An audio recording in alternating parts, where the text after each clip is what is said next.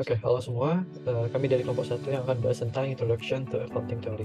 Yang merupakan saya sendiri akan Satya Prawira, Misha Dwi, Clarissa Maulensia, dan Cut Mutia Anggreni. Yang pertama terkait overview. Teori pada dasarnya adalah seperangkat ide yang digunakan untuk menjelaskan pengamatan dunia nyata. Menurut Hendrickson, teori adalah prinsip koheren hipotesis, konseptual, pragmatis, yang membentuk kerangka acuan umum untuk bidang penyelidikan. Lalu, teori akuntansi adalah suatu penalaran logis dalam bentuk kumpulan prinsip-prinsip luas yang menyediakan kerangka acuan secara umum yang dengannya praktik akuntansi dapat dievaluasi dan dipadu untuk mengembangkan praktik-praktik baru dan secara prosedur.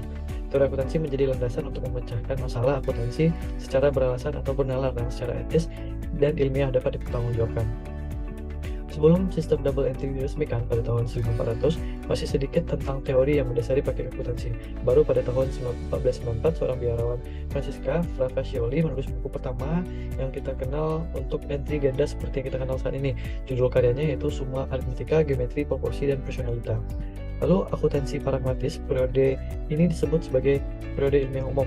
Metodenya pada penyediaan kerangka kerja mendorong untuk menjelaskan mengapa para akuntan menghitung seperti yang mereka lakukan, yaitu berdasarkan pengamatan pada praktik. Fokus utama akuntansi adalah penggunaan transaksi biaya historis dan penerapan prinsip konservatisme. ISBM mendirikan Dewan Prinsip Akuntansi dan menunjuk direktur penelitian akuntansi pada tahun 1959. Secara keseluruhan, periode ini berfokus pada sudut pandang praktisi akuntansi yang ada, karena penelitian mendapatkan momentum selama periode tersebut. Teori-teori yang diumumkan secara resmi menjelaskan praktik menjadi lebih rinci dan kompleks. Teori akuntansi normatif adalah dalam periode 1905 sampai 1970. Teori akuntansi normatif merupakan periode kapan percobaan teori akuntansi untuk menetapkan norma-norma atau praktek akuntansi terbaik. Fokus dari teori ini adalah dampak perubahan harga pada nilai aset dan perhitungan laba. Periode normatif mulai berakhir di awal tahun 1970 dan dua faktor utama yang mendorong matinya periode ini adalah yang pertama kemungkinan acceptance of teori normatif silapun, yang kedua penerapan prinsip ekonomi keuangan, peningkatan penyediaan data dan metode pengujian. Dua garis besar kritik utama dari teori normatif di awal 1970. Yang pertama adalah teori normatif tidak harus melibatkan pengujian hipotesis empiris dan teori normatif didasarkan pada pertimbangan nilai.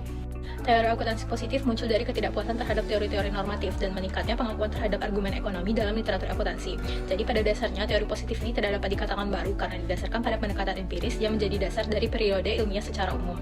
Untuk teori positif ini, dia berusaha menyediakan kerangka kerja untuk menjelaskan praktik-praktik yang sedang diamati. Dan tujuan dari teori akuntansi positif ini untuk menjelaskan dan memprediksi praktik dari akuntansi. Untuk teori positif akuntansi ini terdapat 3 hipotesis yang dikemukakan oleh Watts and Zimmerman. Yang pertama itu ada hipotesis rencana bonus, lalu yang kedua ada hipotesis utang atau ekuitas, dan yang ketiga itu ada hipotesis cost politik. Recent development. Kepentingan banyak akademik dan profesi dalam pengembangan teori cenderung telah selaras di masa lalu. Penekanan penelitian akademis tetap pada bidang akuntansi positif, sedangkan profesi akuntan pada bidang akuntansi normatif. Kerangka konseptual pada pertengahan 1980-an digunakan dalam upaya memberikan pernyataan sifat dan tujuan dari pelaporan keuangan dan menyediakan kriteria untuk memutuskan di antara alternatif praktik akuntansi yang ada. Sedangkan pada perkembangan terkini adanya harmonisasi internasional mengenai praktik akuntansi melalui IFRS.